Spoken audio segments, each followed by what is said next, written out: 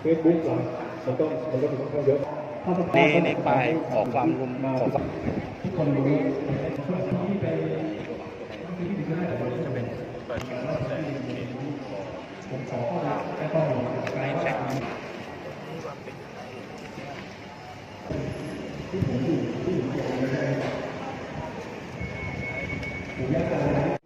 นิคมก็ได้11นิคมก็ได้11นิคมก็ได้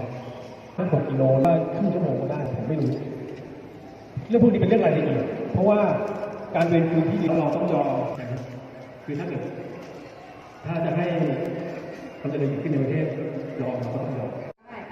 และเส้นนั้นมันจะเป็นเส้นที่ผ่านไม่มีพื้นที่บ้านคนเยอะซึ่งมันจะทำให้ไม่กระทบต่อหมู่บ้านคนและก็พวกเราด้วยค่ะซึ่งมันเป็นตัวเลือกที่ดีค่ะขอบคุณค่ะแล้วก็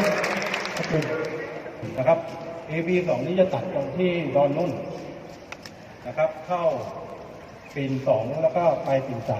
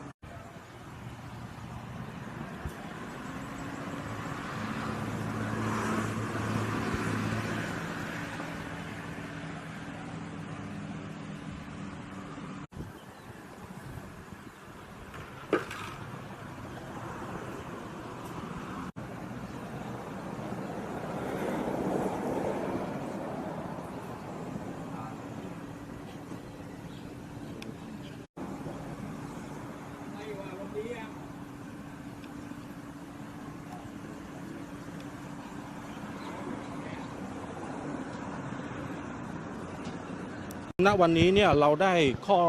หลายๆข้อที่ประชาชนเสนอแนะมาณวันที่2เนี่ยเราจะนำเสนอประธานเทศบาลนครเจ้าพระยาสุรศักดิ์อีกครั้งหนึ่งว่าแนวโน้มที่กลุ่มชาวบ้านร่วมกันเนี่ยเรามีแนวโน้มว่าขอให้หลีกเลี่ยงนะครับในเรื่องเส้นทางของ AB1 แล้วก็ AB2